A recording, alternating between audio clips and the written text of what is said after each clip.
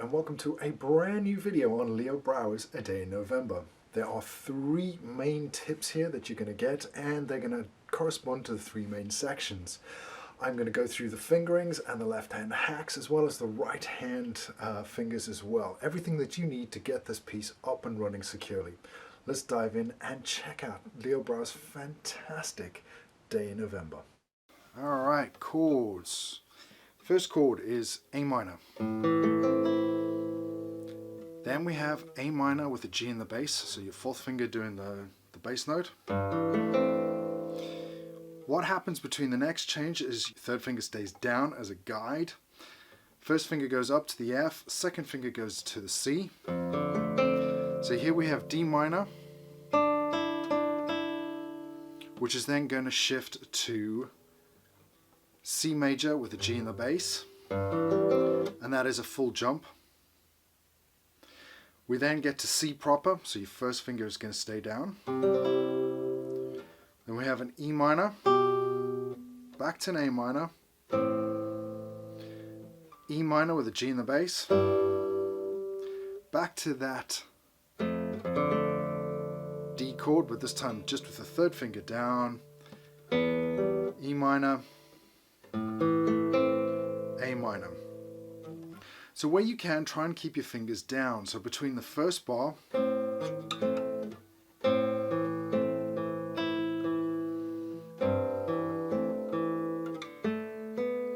that there is the perfect place to change your fingers. This is a straight jump. And again, Brouwer has helped you out. Again, there, that's where you change. C major.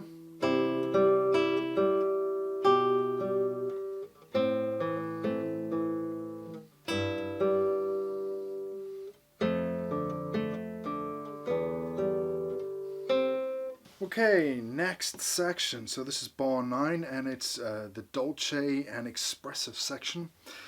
Tip here is if you need to, practice the right hand first on its own.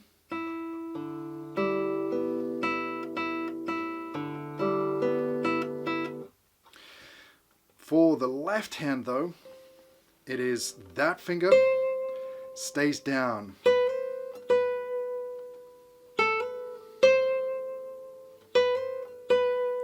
The entire time, whereas this finger is going to pop up and down and do left hand muting, as it were, or staccato notes. Brouwer has specifically asked that the accompaniment is just this. So nice and brief. All together it sounds like.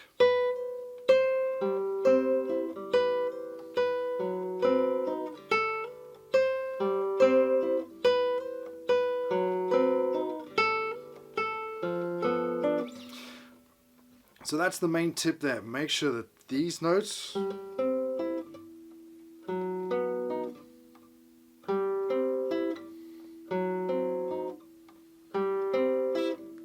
up and down straight away with your first finger. Your first finger is going to go up and down like that. Melody has got to stay in.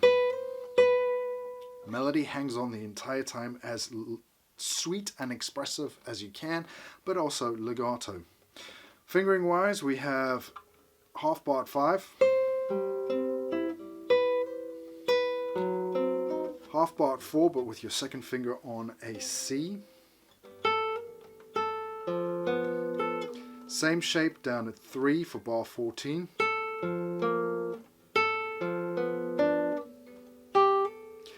Okay, so right, I've changed the fingering down here.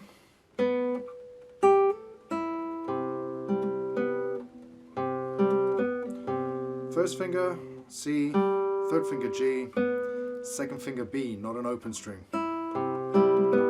so that it can come straight off.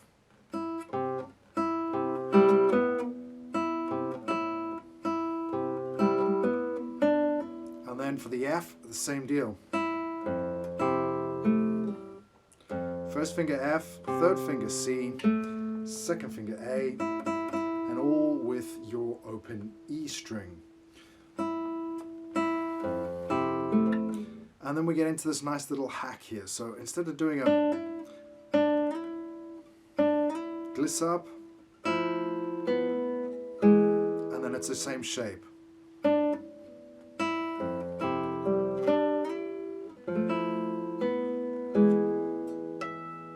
With a harmonic on the end, because the score is wrong for those of you that have bought the Chester Music Limited score. So all together it should sound a little bit like this.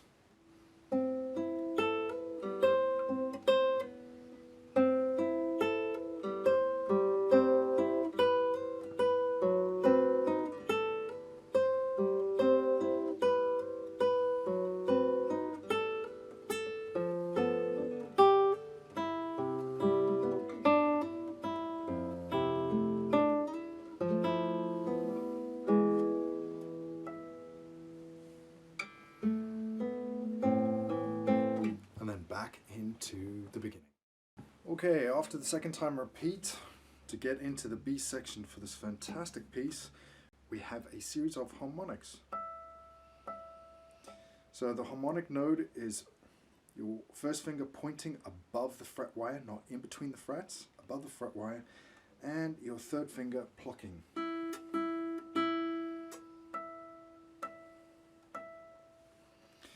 There's 5 of them, but I would suggest that you only play 4. So 1, 2, 3, 4, and then try and match the tone of the 5th.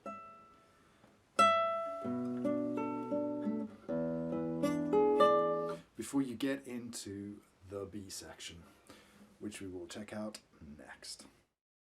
Welcome to the second section. So the best tip I can give you here is to get the chord shapes as a unit. First chord shape, 12th fret, 7th fret, third finger at 10, second chord shape, 7th fret, 10th fret, fret 9, then we're into a series of 6, then we're into chord shape number 3.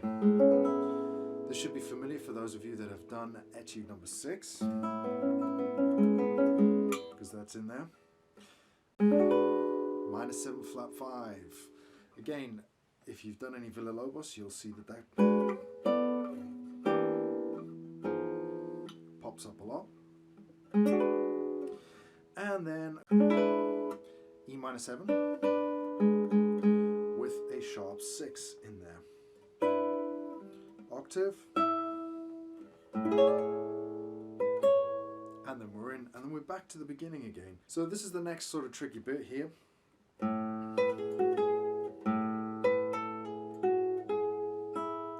And that is how you play it on string 2 with a triplet pull off to the F sharp, and if you can, let it ring over, and then obviously back into the chord shapes again.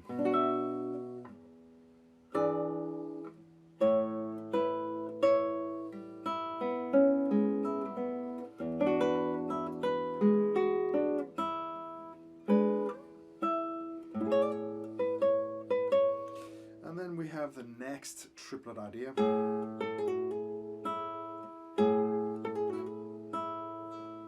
Now that again is played on the second string, so this is bar 43 with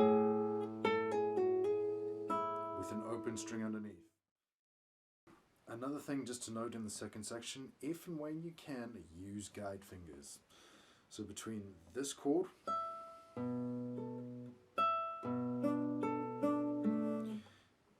fourth finger and the first finger, pretty much first finger stays down, fourth finger slides down into that position. Your third finger can lift up ever so slightly, but the fourth finger is the main.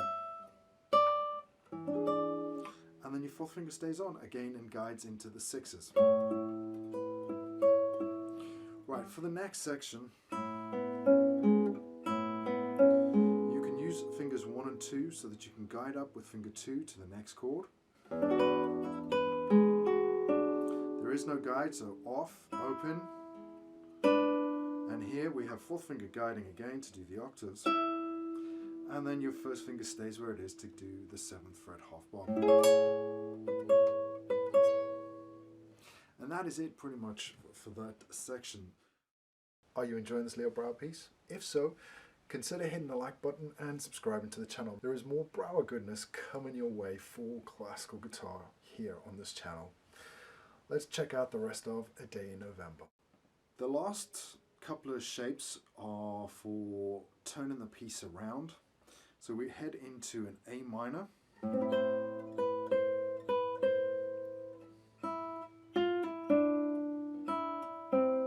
Now Brouwer plays it, or Brouwer has written it with a pull off, but I play it as Campanella. Choice is yours. The next chord shape has always been a little bit controversial because it's this full shape, but you would have to take off some fingers to play it like that. So there's two options. You either cut the A out in the middle so that you can get your third finger down, or you refinger it so that you cut the C out.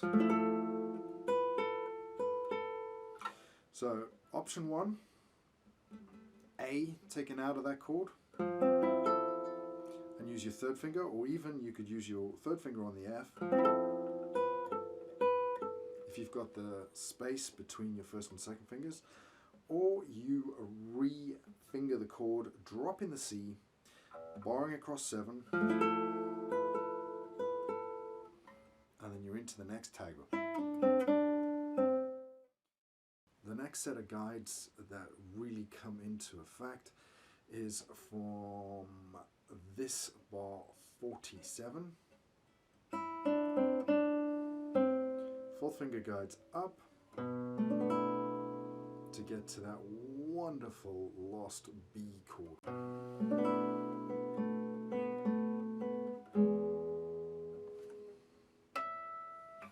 And that is it for the second section guide fingers. The ending also just one last